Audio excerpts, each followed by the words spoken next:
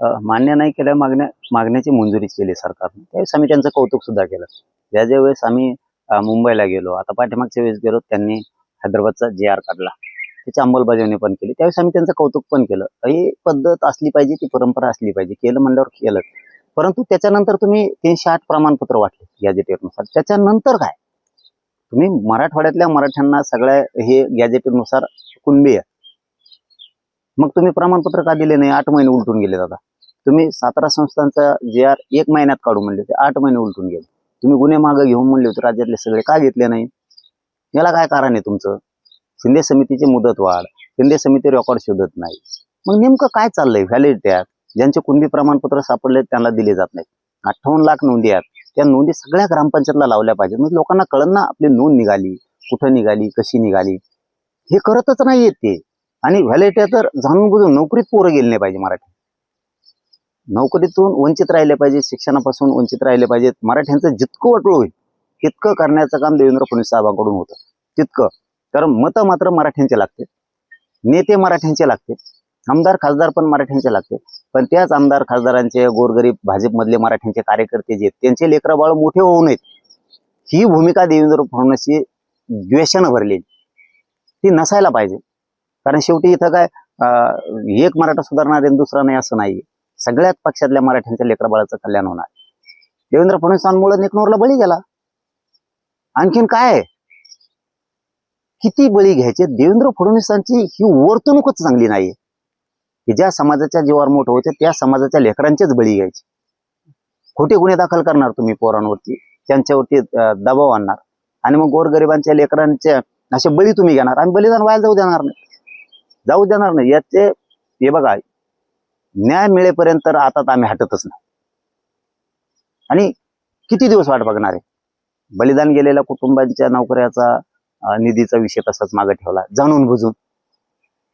सारथीचे सगळे विषय 80,000पेक्षा जास्त विद्यार्थ्यांच्या शिष्यवृत्त्या तशा ठेवल्यात, योजना सगळ्या बंद केल्यात, महामंडळाचे सगळे परतावे थांबलेत. म्हणजे जाणून बुजून मराठ्यांना जेवढा त्रास देता येईल ना तितका त्रास देण्याचं काम द्वेषानं देवेंद्र फडणवीसांकडून होत आहे. आणि ते आता कुठेतरी रोखावं लागेल. आणि ते मराठी आहेत, एक लक्षात ठेवा म्हणा. तुम्हाला वाटतं सत्ता आहे, मराठ्या पुढे शानपण नाही चालत ह्या राज्यात कोणाचं. कारण ह्यो मराठा आहे, ह्यो चांगल्याला उठण्यावर आणतो. तुम्हाला उठण्यावर आणायला काय टाइम लागणार नाही. मराठ्या पुढे इथे शानपण चलतच नाहीये. मराठ्यांच्या लक्षात आलं की सरकार जाणून बुजून करतंय. तुम्ही कसं आता बघा, आंदोलनाची फक्त तारीख डिक्लेअर होऊ द्या, उद्या तर तारीख डिक्लेअर होणार आहे. उद्या तारीख डिक्लेअर होणार, तुम्हाला वाऱ्यासारखे मराठी अंतरवालीकडे आलेले दिसते. कारण लोकांच्या लक्षात येतं, मग भाजपचा मराठा असो, काँग्रेस शिवसेनेचा असो, सामान्य शेतकरी मराठा, लक्षात आलं की ह्यो आपल्या पोरांचं फडणवीस वाटोळं करतोय. त्यामुळे शेवटी भाजपमधला जरी मराठा असला तरी त्यालाही वाटतं आपल्या लेकराचं कल्याण झालं पाहिजे. आपण नुसते पक्षाचंच करत बसतोय, करणं का होईना. पण त्याच पक्षातले नेते आपल्या लेकरबाळ मोठे होऊ नयेत, साहेब होऊ नयेत, पुरी लेकरबाळ मोठे होऊ नयेत म्हणून विरोध केला जातो आपल्याच पक्षाच्या, आपल्याच सरकारकडून. हे त्यांच्या लक्षात येतंय ना. शेवटी लेकराबाळापेक्षा मोठं कोणी नसतं. नुसता पक्षच मोठा करून काय करायचं, सत्ताच मोठी करून काय करायचं, आणि आपले लेकरं बरबाद व्हायला लागले, हे मराठ्यांच्या लक्षात आलं. त्यामुळे मराठी आता ताकदीनं आम्ही हे मुद्दा लावून धरणार आहेत. बघू किती शहाणपणा करते ती. मागच्या आंदोलनापेक्षा तीव्र आंदोलन हे खूप मोठं आंतरवलीत आंदोलन होणार आहे. सगळीकडे शांततेत होणार आहे, पण आंतरवलीत खूप मोठं आंदोलन उभं राहणार आहे. आणि त्या आंदोलनात मग देवेंद्र फडणवीसला कळत आपण मराठ्यांच्या जीवावर मोठे झालो, पण आता किती भयानक आता ही किंमत मोजायची वेळ आली. आणि आपण ते करत असतो, जे बोलतो आपण ते करतो. आता तुम्ही बघा, आजच लोक मुक्कामी यायला लागले. उद्या बैठक आहे, आजच लोक आंतरवालीकडे निघाले. म्हणजे आणखीन तर तारीख सुद्धा डिक्लेअर नाही, तारीख उद्या डिक्लेअर होणार.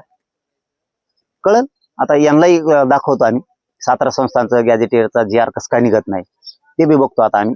औंधचा निघत नाही, 7 कोल्हापूर संस्थांचा निघत नाही, हैदराबादचे गॅजेटियरचे नुसार कसं काय प्रमाणपत्र दिले जात नाहीत, व्हॅलिडिटी का रोखून धरल्यात, ते आता बघतो आम्ही यांच्याकडे. याशिवाय यांनाही जमणार नाही. तरी आणखीन संधी देवेंद्र फडणवीसांनी आणखीन तरी आमचे बळी घेऊ नये. कारण आमचे लेकरं सोन्यासारखे आहेत. तुमचे लेकरं जसे तुम्हाला वाटतेत तसे आमचे सुद्धा आम्हाला लेकरं सोन्यासारखे आहेत. तुमचं लेकरू तेच लेकरू, आणि दुसऱ्याचं मेलं तरी चालत, या भूमिकेतून देवेंद्र फडणवीसने बाहेर पडावं.